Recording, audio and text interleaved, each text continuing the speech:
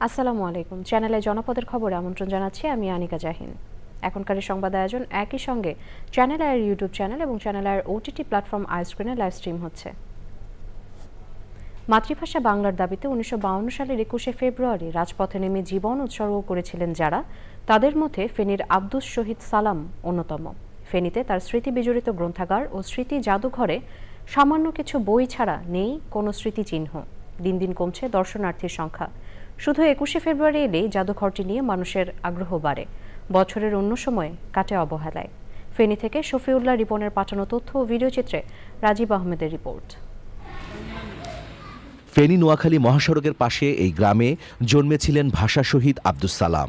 এক যুগ আগে ফেনীর দাগনভূঞা উপজেলার লক্ষণপুর গ্রামের নাম পরিবর্তন করে ভাষা শহীদ সালামের নামে রাখা হয় সালামনগর। ২১শে ফেব্রুয়ারি এলে এখানে মানুষের ভিড় জমে। বছরের বাকি সময়টাতে পুরো এলাকায় থাকে অনেকটা নিস্তব্ধ। আমাদের কবর শনাক্ত করেছি, করার পরে আমাদেরকে এই ১৫ মাসে আজকেনও কালকেনও পরশু দিন এইভাবে বলতে বলতে আমাদের কবরের কাজটা এখনও স্বয়ংসম্পূর্ণ হয়নি। আমাদের সালামনগরে একটা প্রাথমিক হাসপাতাল দরকার। আমাদের এখানে অনেকগুলো ফ্যামিলি আছে, ফ্যামিলি বলতে ঘনবসতিও ফ্যামিলি আছে, কিন্তু আমাদের এখানে একটা হাসপাতাল প্রয়োজন। ১৯২৫ সালের ২৭ নভেম্বর ফেনীর দাগনভূঞা উপজেলার মাতুভূঞা ইউনিয়নের লক্ষণপুর গ্রামে জন্মগ্রহণ করেন আব্দুস সালাম। ১৯৫২ সালের ২১ ফেব্রুয়ারি তৎকালীন পূর্ব পাকিস্তানে ১৪৪ ধারা ভেঙে ছাত্র জনতা যখন বাংলা ভাষার দাবিতে মিছিল করেন, তাতে অংশ নেন তিনি। ঢাকা মেডিকেল কলেজের সামনে পুলিশের গুলিতে গুরুতর আহত হন আব্দুস সালাম। দীর্ঘ ১.৫ মাস চিকিৎসাধীন থাকার পর ৭ এপ্রিল মৃত্যুবরণ করেন তিনি। শহীদ সালামের স্মরণে ফেনীতে নির্মিত হয়েছে ভাষা শহীদ আব্দুস সালাম গ্রন্থাগার ও স্মৃতি জাদুঘর। দাগনভূঞা উপজেলায় যতগুলো উচ্চ বিদ্যালয় আছে সবগুলো উচ্চ বিদ্যালয় যদি অন্তত উপজেলা কর্তৃপক্ষরা যদি একটু উদ্যোগ নেয় যে অন্তত সপ্তাহে একদিন বা মাসে একদিন একটা প্রতিষ্ঠান এখানে পরিদর্শন করা যায়, তাহলে হয়তো ছাত্রছাত্রীদের মাঝে সালামের সম্পর্কে জানার আগ্রহ বাড়বে এবং কি জাদুঘরটা পাঠকের সংখ্যা বাড়বে। প্রতি বছরের মতো এবারও ২১শে ফেব্রুয়ারিকে কেন্দ্র করে জেলা ও উপজেলা প্রশাসনের উদ্যোগে আলোচনা সভার আয়োজন করা হয়। Rajib Ahmed, channel I.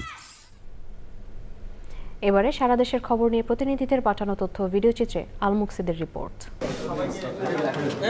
তিস্তা মহাপরিকল্পনা বাস্তবায়নের মাধ্যমে উত্তরের ২ কোটি মানুষের জীবন জীবিকায় স্বাচ্ছন্দ্য ফিরিয়ে আনা হবে বলে জানিয়েছে দুর্যোগ ও ত্রাণ মন্ত্রী আসাদুল হাবিব দুলু। লালমনিরহাট সার্কিট হাউসে রংপুর সাংবাদিকদের ইউনিয়নের সাথে শুভেচ্ছা বিনিময়ের সময় তিনি এসব কথা বলেন। পটুয়াখালীতে ভাষা আন্দোলনে শহীদদের স্মৃতির উদ্দেশ্যে আলোচনা সভা হয়েছে। বক্তব্য রাখেন জেলা প্রশাসক ডক্টর মোহাম্মদ শহীদ হোসেন চৌধুরী, পুলিশ সুপার মোহাম্মদ আবু ইউসুফ ও বিশিষ্টজনেরা। পরে বিজয়ীদের মাঝে পুরস্কার বিতরণ করা হয়।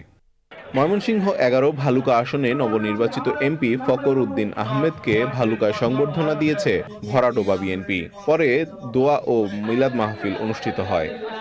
ময়মনসিংহের গফরগাঁওয়ে ভাষা শহীদ আব্দুল জব্বারের স্মরণে আলোচনা সভা, সম্মাননা প্রদান, পুরস্কার বিতরণ ও সাংস্কৃতিক অনুষ্ঠান হয়েছে। নরসিংদীতে মহান শহীদ দিবস ও আন্তর্জাতিক মাতৃভাষা দিবস উপলক্ষে ৮ দিনব্যাপী বইমেলা শুরু হয়েছে।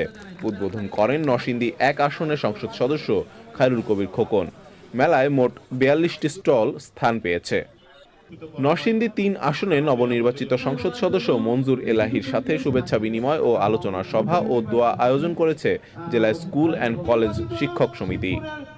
নরসিংদী ৫, কোম্পানীগঞ্জ ও কবিরহাট আসনে বিএনপি থেকে নবনির্বাচিত সংসদ সদস্য মোহাম্মদ ফখরুল ইসলাম নিজ এলাকায় বিভিন্ন পর্যায়ে নেতাকর্মীদের সাথে শুভেচ্ছা বিনিময় করেছেন। মহান শহীদ দিবস ও আন্তর্জাতিক মাতৃভাষা দিবস উপলক্ষে কক্সবাজারের প্রেস ক্লাবে আলোচনা সভা হয়েছে। সভা শেষে ভাষার জন্য জীবন উৎসর্গকারী শহীদদের জন্য দোয়া ও মোনাজাত করা হয়। আল মুকসিদ, চ্যানেল আই। দর্শক, জনপদের খবর আজকের মতো এই পর্যন্ত। একটু পর কৃষি সংবাদ দেখার আমন্ত্রণ জানিয়ে শেষ করছি। ধন্যবাদ সবাইকে।